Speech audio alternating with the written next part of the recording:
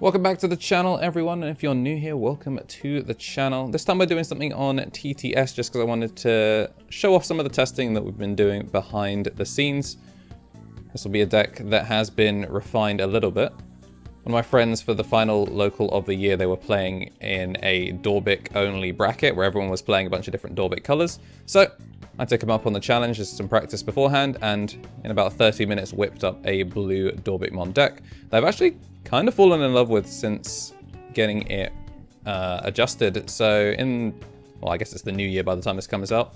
Once I've moved, I'll be working on a deck profile for that with the current up-to-date format with some improvements that have been made since then. But I hope you guys enjoy the video. The blue base is going to be looking to, of course, get all that draw power going, and the stun, whereas the black base looking to make use of the black searchers. It's using a lot of the Justimon core, as he is a Justy player, and with the cards that he had on hand at the time, that's where his focus lied. Search a bunch of the black tamers to be able to start getting Justimon to do a bunch of effects, and then have Dorbick to be able to apply pressure, since most of the pieces in Justimon are actually the Dramons, if you're going through the Cyberdramon package, which, to be honest, I don't even think we saw Cyberdramon in this.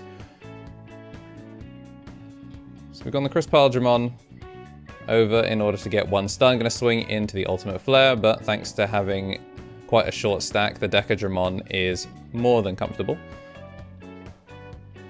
3 memory, we can go for Innocence Blizzard to strip that final source, and then we'll play the Sorajo in order to pass turn. Both bodies stunned up, so we're okay with giving him a little bit more than the 3 memory he was going to get anyway. Still no rookies, but so far in good straight. And I think he's also missing a rookie at this point. He's going to go straight into Dorbickmon.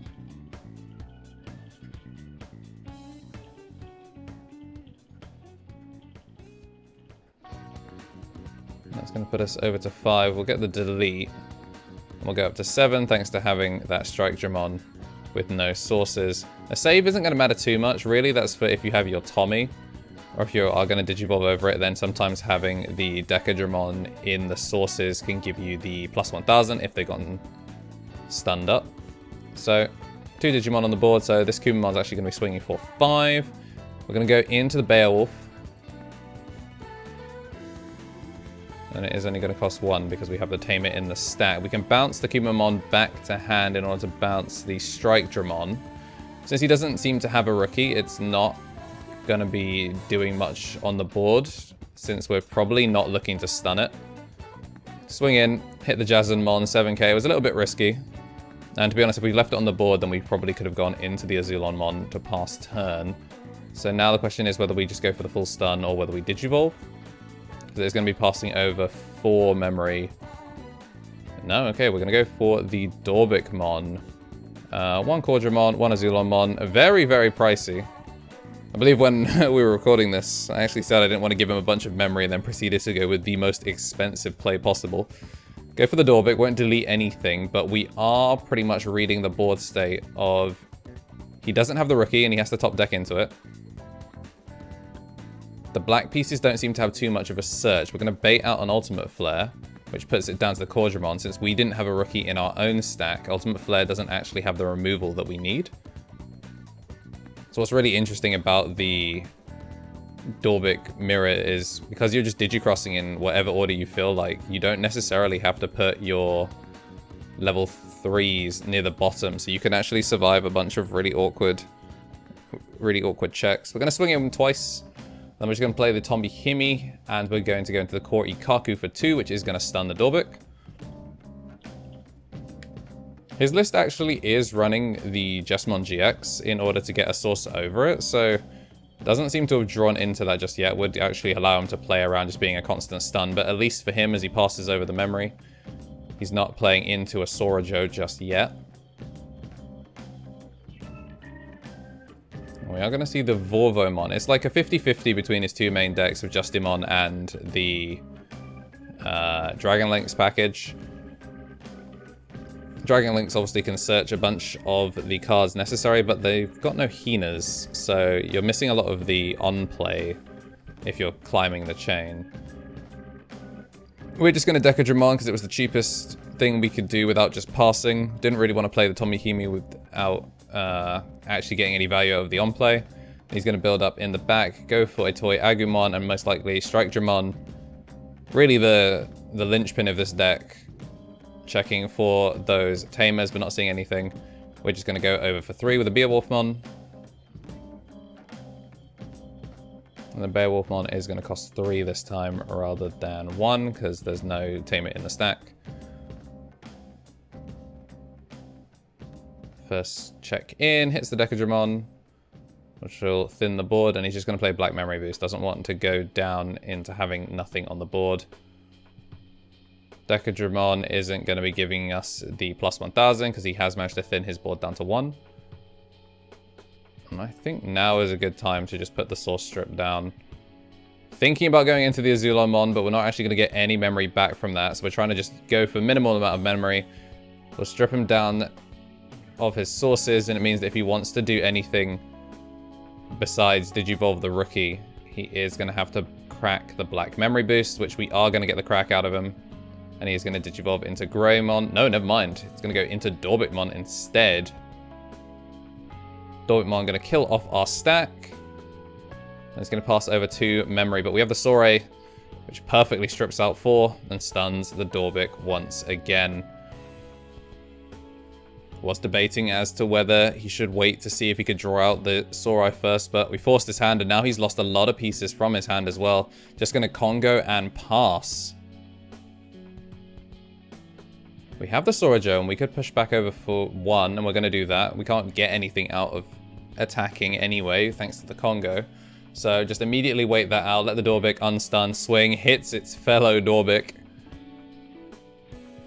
And then we're just going to see the Greymon drop for 5, which obviously is going to pass over the extra 2, thanks to the Sorajo. So we go up to 6, going to go into Kumamon, swing, and that's going to auto-stun the Greymon. Luckily, we hit a Black Memory Boost. Kumamon pretty weak, so we'll be careful when swinging in. And we're just going to go for the Quadramon. He only has 1 Digimon on the board, so Decadramon is better suited for if he does force himself wide. Going to see the Memory Boost crack, and he's going to Digivolve into Jazarichmon. And then go into the Justimon. The Justimon will delete. And he's going to kill off the Kumamon and Tommy stack. But he is still stunned. And turn has passed anyway. We're going to swing. Yep, there we are. We are going to swing at security. Because when we do, we can do the Sorajo strip. I think we were just checking to make sure he drew for Digivolution. So the Sorajo strip is going to get rid of the blocker that was in the stack. He doesn't actually have any red Digimon, so it wouldn't be giving blocker just yet, but better safe than sorry. And more importantly, he's gone into a level 6, and the only way he can get over that is with a level 7, and we haven't seen the Jesmon GX hit yet. So that's going to be a permanently stunned body on the board. And we're going to just go for the Dorbickmon, which is only going to have 4, so 3 plus 8... I think it's just shy of killing off the Justimon, because the Justimon actually gets the plus 1000 DP thanks to the tie, so it avoids the deletion just barely. Needed the 5th Digimon in there. But unfortunately, it's Digimon of the same name rather than being the same type of card, so even though I have 2 different types of Azulonmon, they both take up that 1 Azulonmon slot, which makes it harder to go for the 5th one. He is going to swing and unsuspend thanks to having 1 Tamer, and then swing at security. But unfortunately, he loses the DP boost during his turn, so the plus 2000 has him crash at 13. Easy Joe to pass the turn, and we don't really have too much. We could swing to put him down to 2, but we don't really want to risk losing the stack to a Dorbickmon in security, so we're just going to Tidal Wave straight out. See the Quadramon and the EX03 Azulonmon coming out, both of which give the draw 2. It's a fun little tech. The Azulonmon doesn't get really too much value in this deck. It is one of the ones that was eventually cut. But the idea behind it was what you saw just there. Use the tidal wave out of the Dorbickmon stack in order to draw 4 for 7 cost, rather than slapping it down for 12 or having to pay Quadramon for 6. We've actually cut the Kaiser Nail, because most of the time when we are playing it, it feels like we're playing it after a Dorbickmon stack, and the Kaiser Nail just isn't as effective. Gonna see the Jazzerichmon dropped for 7, which does get the D-Digivolve on the Dorbick down to Dorbick, so not much value got out there, no Hina to play. And since he is given a Digimon with no sources, it's an easy strip. And we're just going to swing 3 times and Digivolve into a hybrid for game. So 2-0 and a bonus game. If you did like the TTS, make sure to let us know. We've been pretty hesitant about doing TTS games because we know people prefer to see the actual physical stuff, and people have become a lot more receptive to proxy games, so I'd prefer to do physical proxies rather than TTS stuff. But this was just a deck that was so silly that I just wanted to get something out there. And hopefully, either by the time this comes out or soon after, we'll be doing the updated Dorbickmon deck profile for people that want to play Blue Dorbick rather than the Dorbick OTK. Unfortunate that we're going to see the Black Memory Boost bottom deck 2 Dorbickmons, and that really just kind of lets you know that it's time to go. So we're just going to give him 10 memory. Draw 2, see if we can find the pieces that we're looking for. We don't really want to Digivolve over the Sora Joe, especially because we didn't have one at the time, but now we do have a second one in hand. And we're just kind of betting that he doesn't have the pieces. That's a 3rd Dorbickmon bottom deck, thanks to the searches. So now he basically has to have a Dorbickmon in his hand, otherwise he's basically just playing the vanilla Justimon core. We're going to see another Strike Dramon come out. No Tamers there. That's kind of the way the double-edged sword of the Strike Dramon really is. Because you don't have the Hinas, you can't actually search off of Digivolving up the stack with the Jazzerich. And you're only finding Black Tamer, so even if you were running Hina, you would bottom deck her with the Strike Dramon. So the black package definitely could work, but right now, it's not quite the value he was looking for. Was kind of weighing up whether he wanted to go into Mega Dramon or Jazzerichmon, but when Digivolving, it only pops a 3 cost or less Tamer, and the Sora Joe is a 4 drop. I'm going to swing, use the Sora Joe in order to strip sources out of the Strike Dramon, and then we're going to go for Kumamon for 2, which takes the source out of the Jazzerichmon, and then we can Innocence Blizzard, which strips the sources out of everything. And that's a full board stun. Probably didn't need to go into the Kumamon, considering Innocence Blizzard takes the sources out of everything. I think I was just trying to be as memory efficient as possible, because Innocence Blizzard for 1 would have still felt kind of bad. Or passing him over to 1, so I wanted to just at least establish board presence. We know that he's going to be struggling as far as the board is concerned. Just going to play the Decadramon for 5. He's got 4 Digimon on the board, so might as well scoop up that hand, draw 1, then draw 4. 5 to hand for a 5 cost. I'd say that's probably maximum value. And he's actually chosen to get a whole lot set up on the board as far as Tamers go. He has built up the Greymon. El no sabe, he doesn't know. Completely clueless that we got the Sorai in hand. It was one of the cards we drew off of the Decadramon. He's going to swing in, hit the Quadramon, so that's a free +2 as well. Now we've got 4 Digimon on the board. He needs to set up a blocker to pass turn, but he needs a red Digimon in order to do it. He's going to go for the Izzy Joe, well, the Izzy instead for 4, but he gains back the memory since he hits all black targets. Put them on top of the deck in any order, but we've now got 4 Digimon on the board and now 1 in raising. Gonna Sorai to just completely strip out the source, stun the entire board once again.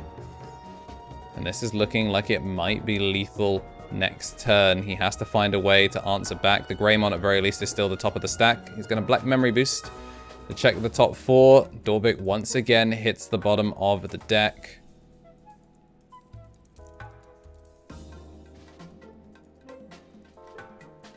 And there's just so much he has to try and do. He's going to go into the Justimon. When Digivolving, he can delete one of my Digimon 5 cost or less. So he's just going to nuke that out. But there's 3 Digimon and 1 left in raising. A little bit of a misplay here. So we're going to go into the Kumamon for 2. Get the source strip just to make sure the board is naked. We're going to go for the KnTElixar for 1, get jamming, guarantee that it lives. But we choose to swing with the Azulongmon rather than swing with the Decadramon, which actually means that the Congo is going to keep him alive and stop the rest of the board from attacking. And because we've gotten so high up in the stack for the Kuma, we can't actually go into the Beowulfmon. If we'd done it before, then maybe we would have been able to go Beowulfmon to put down to lethal. In fact, yeah, if we don't Digivolve there and we swing, Digivolve for 3, swing with one of the weaker Digimon, Azulongmon can swing, and then you have lethal. But instead, we're just going to go for the Dorbickmon.